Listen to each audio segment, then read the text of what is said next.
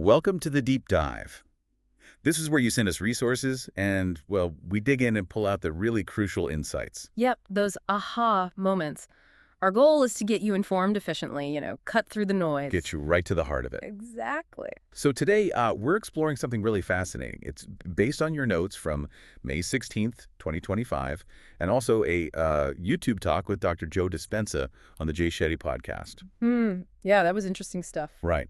And the core idea is how becoming consciously aware, really aware of our unconscious thoughts can lead to genuine personal transformation. It's about understanding what's running the show behind the scenes, I suppose, and then learning how to maybe grab the steering wheel yourself. Yeah, taking control.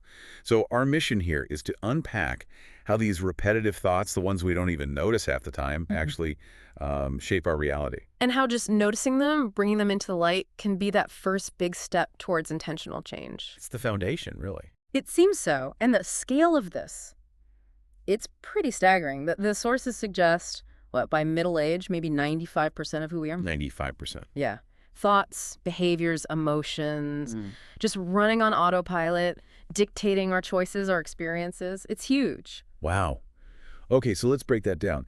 This unconscious programming, it sounds like it has immense power, more than we think. That's definitely a key takeaway from the material. Most people apparently think the same thoughts like 90% of the time, day in, day out. 90%, that's incredibly repetitive. It is. And realizing that predictability, that's kind of the starting point for changing the pattern, isn't it? And these aren't just, passing thoughts. They actually build into something more solid. Absolutely. The sources are clear.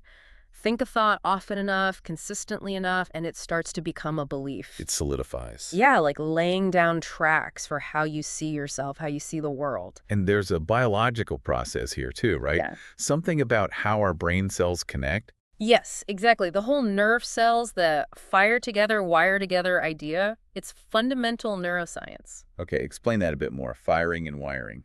Well, every time you have a thought, certain brain cells get activated. If you keep having the same thought, the same cells fire together repeatedly. Right. And the more they fire together, the stronger the connection between them becomes. They develop a long-term relationship, essentially. Or they wire together. Exactly. And that pathway becomes more established, easier to travel down. That's how the thought becomes hardwired, automatic, unconscious. Like a well-worn path in a forest. It just becomes the easiest route to take. That's a great analogy. And this hardwiring, it fuels this whole cycle. The cycle you mentioned. Yeah. Same thought leads to the same choice, which prompts the same behavior. Which creates the same experience. Which generates the same emotion. And that feeling then triggers the same original thought. Wow. It's a loop. And it keeps our biology pretty consistent, Our internal state stays the same because we're running the same program. And it even affects the body directly, like the body gets used to it. Yeah, that's another layer. The body gets conditioned to the mind's patterns. It starts to almost crave the familiar emotional states tied to those programs. Even if they're negative states, like stress or anxiety. Seems so. Familiarity can feel like comfort, even if it's uncomfortable comfort, if that makes sense. The body knows that state. Okay, so we're running these deep programs. Our bodies are craving the familiar feelings. That sounds like a tough cycle to break. Where do we even start? Well, the sources really hammer this home. The absolute first crucial step is becoming conscious of these unconscious thoughts. You have to see the program to change it. You can't change what you don't know is there. Exactly. And meditation comes up here, but it's defined a bit differently, isn't it? Not just relaxation. Right. In this context, meditation is framed as getting familiar with your old self. Your old self. Yeah, that collection of unconscious thoughts, automatic behaviors, programmed emotional responses. Meditation is the practice of observing that habitual self in action. So it's like watching the autopilot engage. But what happens when these unconscious things, when they actually surface? When you do become aware of them, I imagine that's not always pleasant. Probably not, no. When an unconscious belief comes into your conscious awareness, you're basically face to face with a part of your known self, maybe a part you don't love. Yeah. You're bringing something out of the shadows. And just the act of seeing it, becoming aware, can start to interrupt its automatic function. You start to realize, oh, just because I think this doesn't mean it's actually true. Separating the thought from objective reality. That's powerful. It really is. But yeah, facing those ingrained patterns, it can definitely feel weird, uncomfortable, Because you're stepping outside the familiar. Exactly. The sources talk about stepping into the unknown. You're leaving the predictable territory of your old self. Kind of like an internal comfort zone challenge. Precisely. And remember, the body craving the familiar. Right. It resists.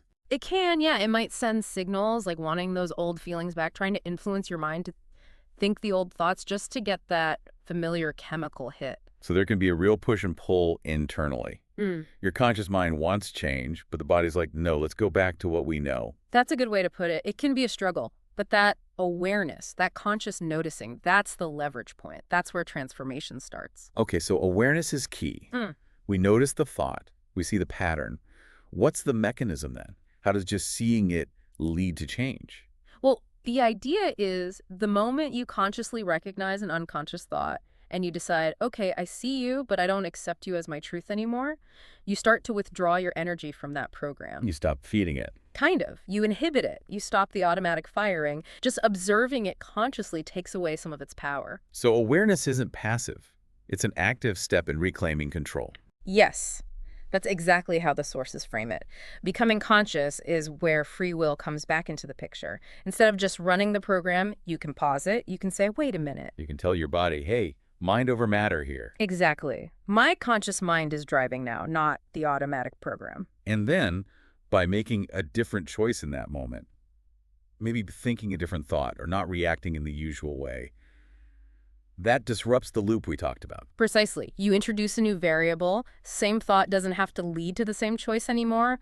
You break the chain reaction. That's where the possibility for real change opens up. Got it. Now, the notes also mentioned something about accessing the operating system. What's that about? It sounds technical. It's an analogy, really. It means getting beyond just the surface level conscious mind, the analytical part that's always busy thinking and worrying. Okay. To change those deep subconscious programs, the operating system, you need to slow down your brainwaves, get past the analytical mind. Slow down brainwaves.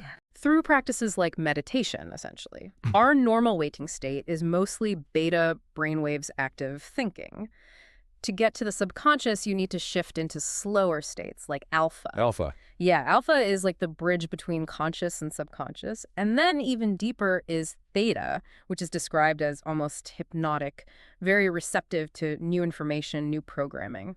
So it's about getting into a state where your mind is more open to change, less guarded by the critical factor. That's the idea, getting beyond the analytical mind to access and rewrite the underlying programs. And this awareness, it helps with the body's resistance too. You mentioned retraining the body. Yes. When you consciously catch yourself falling into an old, unwanted emotional state, that familiar anxiety or frustration or whatever it is, you can use your awareness. How? You notice it, acknowledge it, but you don't just let it run the show. You consciously redirect your attention, maybe focus on your breath, bring yourself back to the present moment. You're essentially teaching the body it doesn't have to keep defaulting to that old emotion. So you're consciously managing your emotional state, not just being swept away by it. Exactly. You're retraining the body to be in the present rather than living emotionally in the past or worrying about the future based on past patterns. Okay, this is making sense. So by becoming aware of the old patterns, we create space. Space to build something new. Precisely. Space to intentionally fire and wire new thoughts, new beliefs, new ways of being.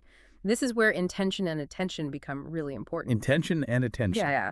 You decide what you want to think and feel, and you deliberately focus your attention there. The sources talk about mental rehearsal. Mental rehearsal, like practicing in your head. Exactly. Vividly imagining yourself thinking, acting, and feeling the way your desired future self would. Doing this repeatedly actually starts building new neural pathways. You're installing new circuitry. So you're pre-paving the way in your brain for a new reality. You got it. And it connects to teaching your body emotionally what that future feels like.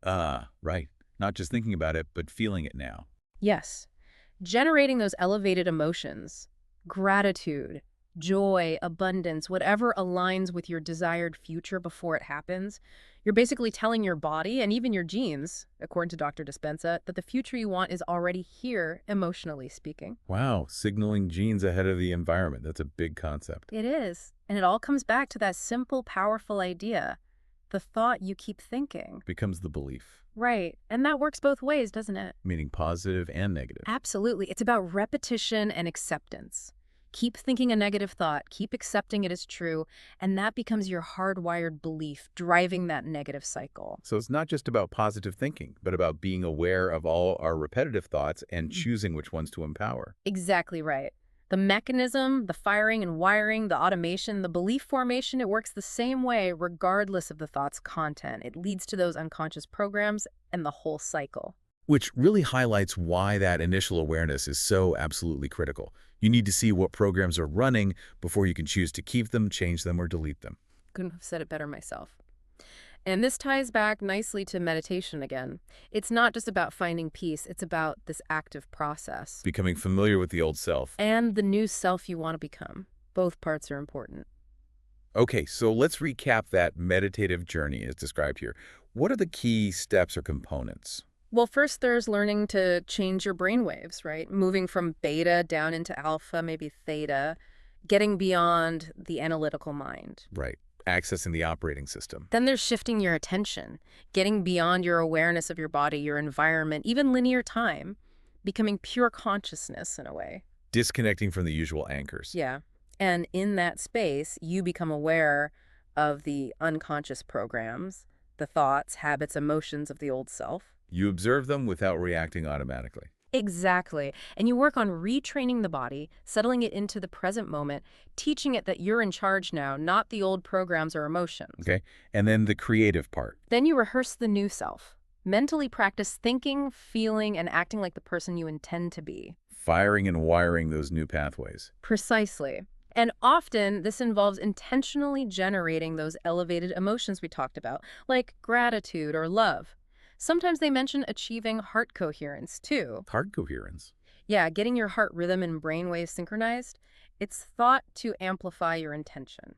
Wow. So it's a really comprehensive practice. Brain, body, attention, emotion, intention. It definitely seems to be presented that way. And the big takeaway, the absolute key insight from all this, Focus awareness. conscious awareness, it's the flashlight in the dark basement of the subconscious. It's what allows you to see the programs that are running your life so you can finally start to change them. It lets you shift from being a passenger driven by unconscious habits to being the driver, consciously choosing your direction. Beautifully put. So for everyone listening, maybe take a moment to reflect on your own thoughts. What patterns repeat for you? Yeah. What loops might you be caught in? What unconscious beliefs could be underneath those patterns? You don't have to judge them, just notice. Exactly. And maybe ask yourself, like a little experiment. What's one small thing you could do today? Just one tiny step to bring a bit more awareness to those automatic thoughts or reactions. Because really, this deep dive, it's just scratching the surface. Yeah. Exploring these ideas further, putting them into practice, that's where the potential for real significant growth lies.